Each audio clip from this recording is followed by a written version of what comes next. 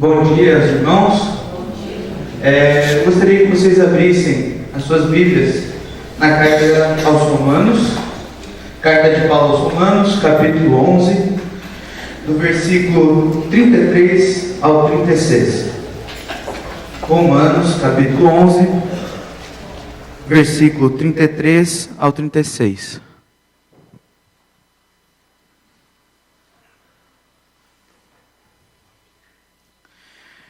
Diz assim a palavra de Deus: Ó profundidade da riqueza, tanto da sabedoria como do conhecimento de Deus! Quão insondáveis são os seus juízos e quão inescrutáveis os seus caminhos! Quem, pois, conheceu a mente do Senhor? Ou quem foi o seu conselheiro? Ou quem primeiro deu a ele, para que lhe venha a ser restituído? Todos juntos agora. Porque dele e por meio dele e para ele são todas as coisas. A ele, pois, a glória eternamente. Amém. Gostaria de perguntar aos irmãos, se algum de vocês já foi para aquelas serras de Minas, e viajando por aquelas serras, chegou no ponto mais alto, às vezes, daquele monte que vocês subiam, e pôde olhar ao redor. Não só de carro, mas às vezes a pé, num acampamento, a gente falava assim, vamos conhecer o local, e daí nós subimos e chegamos naquele alto monte, e fazemos aquela visão panorâmica, né? Nossa, como tudo é belo, como tudo é grande. Paulo, nesse momento da carta dele, ele está exatamente neste momento.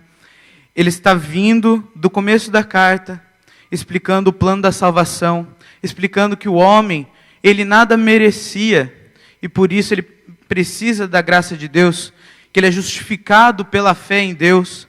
E daí ele chega no final desse monte, nesses versículos, e ele diz: porque dele, e por meio dele, e para ele são todas as coisas. A ele, pois, a glória eternamente. Amém. É como se ele dissesse, em outras palavras, uau, como Deus é grande, como Deus é maravilhoso, não há outro Deus como o meu Deus, quem primeiro deu a ele para que fosse restituído.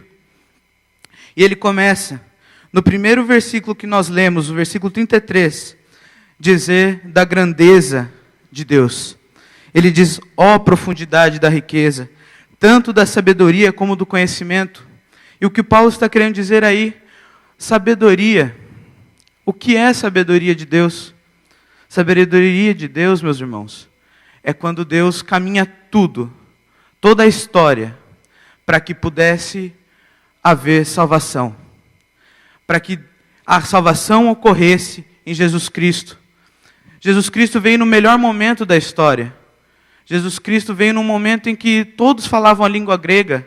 Ele veio num momento de paz no Império Romano. E daí todos puderam conhecer Jesus Cristo, saber da salvação que há em Jesus Cristo. Então olha como Deus coordenou tudo para que Jesus viesse, para que Jesus desse a salvação. E conhecimento, quando ele fala, ó profundidade da sabedoria e do conhecimento, ele também quer dizer assim, Deus não só faz tudo dar certo com o que ele tem, com a história, com tudo, como ele também conhece tudo. Ele conhece a mim, ele conhecia Paulo, ele conhecia os 12 apóstolos, ele conhecia cada pedaço daquela terra. E ele fez tudo isso para que culminasse em Jesus Cristo, para que por meio dele, para ele,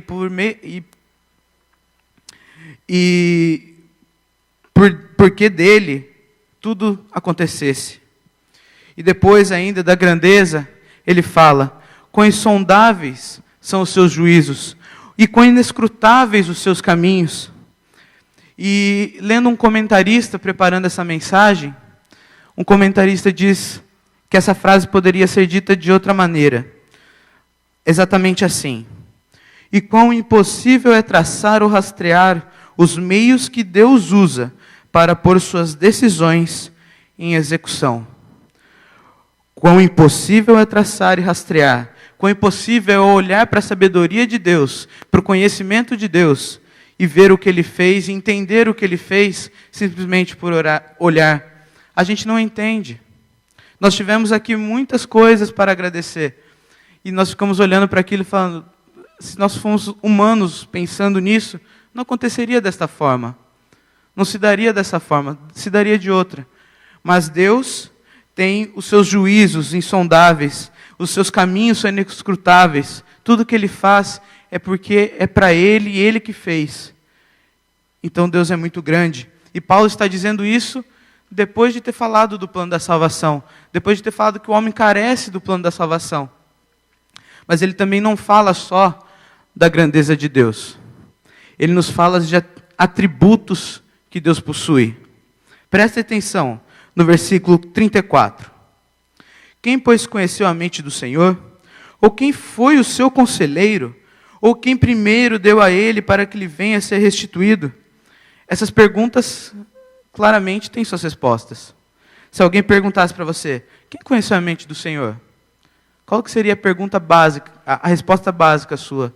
Ninguém. Ou, quem foi o conselheiro de Deus? Será que Deus teve alguém que aconselhou ele na criação do mundo? Ninguém. Ou, quem primeiro deu a ele para que lhe fosse restituído? Ninguém também. Paulo usa perguntas retóricas, perguntas que as respostas são tão claras e básicas. Não há ninguém que possa ter feito isso com Deus. E o que Paulo está querendo dizer quando ele pergunta, quem conheceu a mente do Senhor ou quem foi o seu conselheiro? Isaías faz as mesmas perguntas. No capítulo 40, versículo 18, diz, com quem comparareis a Deus? Ou que coisa semelhante confrontareis com Ele?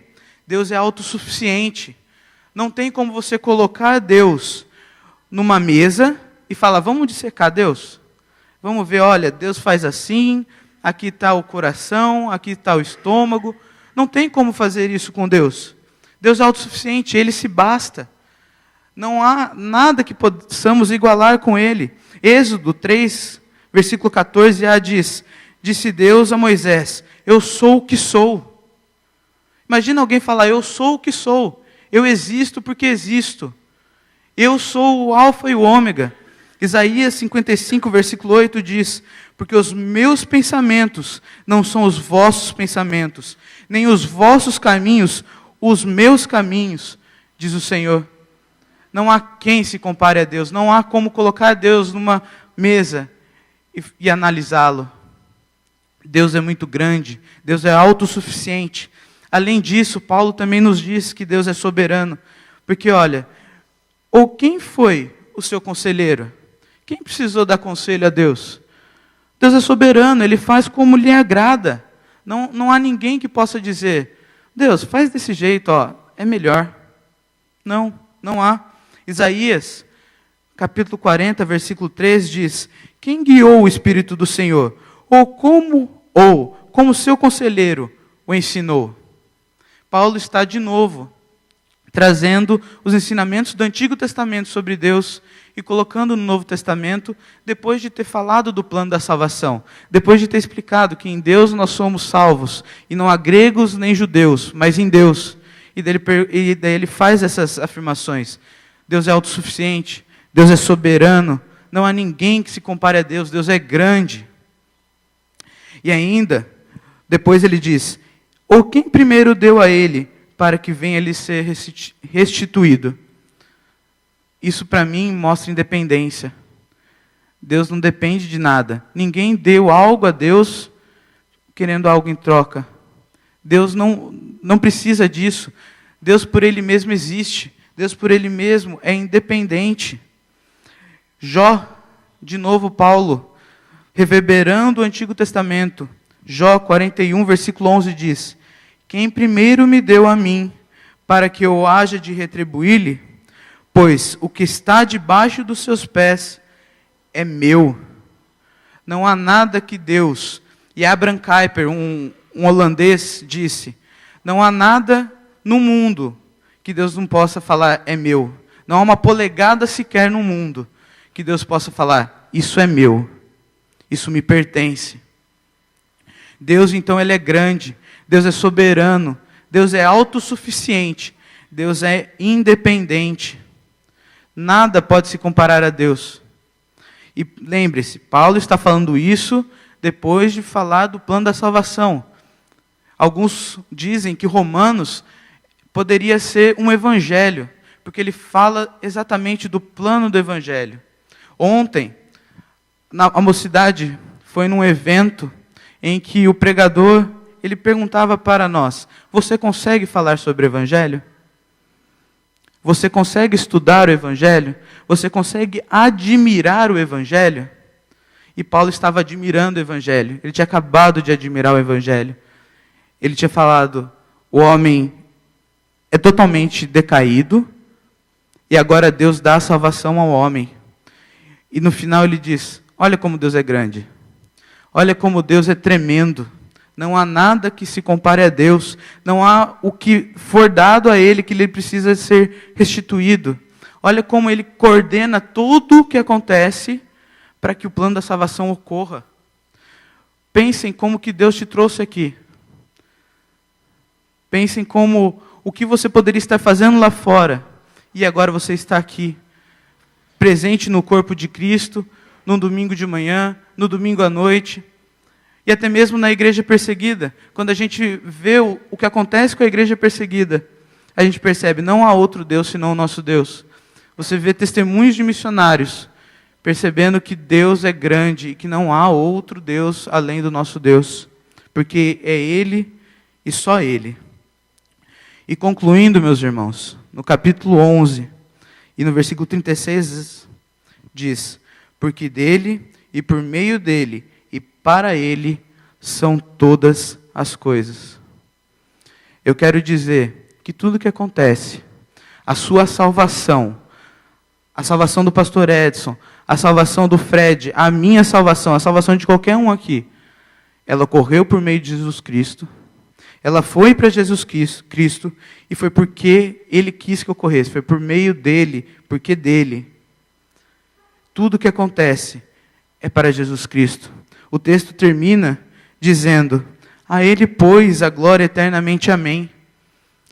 O que nós devemos fazer depois disso tudo que eu falei, depois de entendermos que Deus é grande, de que Deus é autossuficiente, é independente, o que nos resta fazer é louvá-lo, é agradecê-lo, agradecer por tão grande salvação. É só louvor, é só gratidão. Deus não quer mais nada de nós. Deus quer que tudo que nós façamos seja para a glória do nome dEle. A sua salvação é para a glória do nome de Cristo. É para a glória de Deus. A salvação de outros, a evangelização, não é para que Deus tenha mais pessoas simplesmente, mas é para que Ele tenha mais pessoas glorificando o nome dEle. Mais pessoas estando aos pés dEle. Meus irmãos, não podemos vir à igreja com a mentalidade de buscar coisas, buscar bens materiais, buscar coisas terrenas. Mas nós devemos vir à igreja para glorificar a Deus sempre. Este momento que nós tivemos é exatamente isso. É entender que Deus age na nossa vida e por isso nós engrandecemos o nome dEle. Nós adoramos o nome dEle. Nós damos graças ao nome dEle. A Ele, pois, a glória eternamente. Amém.